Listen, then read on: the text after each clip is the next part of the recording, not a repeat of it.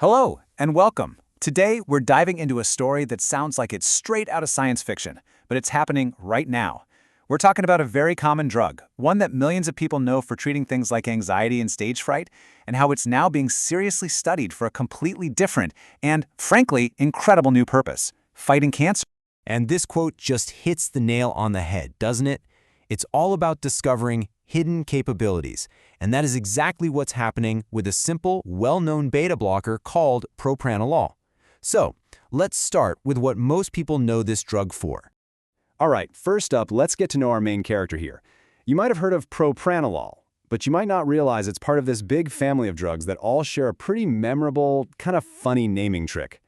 For decades, this has been its day job, right? You know that heart-pounding, shaky feeling you get before a big speech or a presentation? Well, that's adrenaline doing its thing.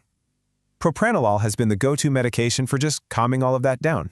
So, propranolol is part of this class of drugs called beta blockers. And here's the fun part. They all end in LOL, like atenolol, metoprolol, you get the idea.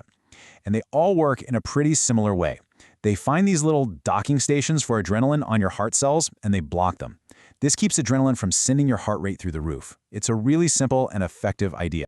So here's our game plan for this explainer. We're going to look at its surprising new purpose, break down exactly how it might fight cancer, check out which cancers are being studied, cover some really important safety warnings, and then talk about what this all means for the future of medicine. And this, right here, is where the story takes a fascinating turn. Because it turns out that the exact same mechanism that calms your nerves before public speaking might have a profound and potentially life-saving role to play in the fight against cancer. Okay, so the whole secret lies with these things called adrenergic receptors. The easiest way to think of them is as docking stations for adrenaline that are on cells all over our bodies. Well, it turns out that a lot of cancers, we're talking breast cancer, colon cancer, are absolutely covered in an unusually high number of these docking stations.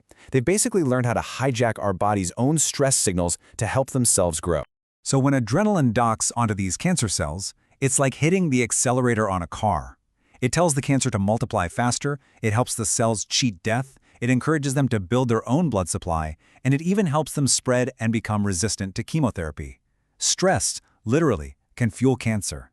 So if adrenaline is the fuel, how exactly does propranolol step in and put out the fire? Let's unpack the science of what's actually going on at the cellular level.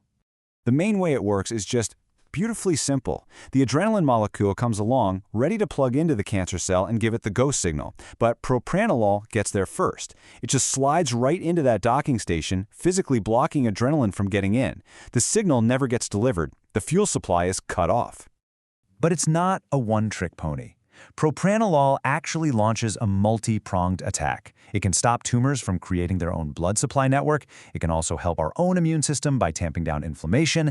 And, maybe most importantly, it seems to make it harder for cancer cells to break off and spread throughout the body. Okay, so the science is really compelling. But where's the proof? Let's take a look at the actual evidence and see which specific cancers are showing the most promise in these studies. Right now the picture is a bit mixed, which is normal in science, but there are some really promising results. We're seeing positive signs in studies on breast cancer, a type of leukemia called AML, colorectal cancer, and a rare cancer called angiosarcoma. On the flip side, research hasn't really shown an overall benefit for ovarian, lung, or prostate cancer, at least not yet. And here's where it gets even more interesting. It seems propranolol is a fantastic team player. When it's combined with other treatments, like the chemo drug capecitabine for colorectal cancer, the two of them together create a much stronger anti-cancer effect than either one could on its own. It's a classic case of 1 + 1 = 3. And that evidence for teamwork is especially strong for angiosarcoma. In one reported case, a combination of 3 therapies, that's chemo, radiation, and propranolol, led to a massive regression of the tumor, with no detectable spread. It's a powerful example of how we can use old drugs in new, creative ways. Now, we absolutely have to pause here for a serious reality check. This research is exciting, yes, but propranolol is a powerful drug with real risks. This is not a miracle cure, and it is definitely not something you should ever experiment with on your own. So let's be crystal clear. This is for your information only. It is not medical advice. You must talk to a qualified doctor. Propranolol can actually be dangerous for people with certain conditions. We're talking about diabetes, a slow heart rate, lung conditions like asthma or COPD, and problems with liver function. And I have to call this one out specifically because it's so important and a little weird. Do not drink grapefruit juice if you are taking propranolol. Seriously. Grapefruit has a compound in it that blocks the main enzyme your body uses to clear the drug. This can cause the drug to build up to toxic levels. It's a really serious interaction. Okay, with those very important caveats covered, let's zoom back out and look at the bigger picture, because this story isn't really just about one single drug. It's about a whole, exciting field of medical innovation.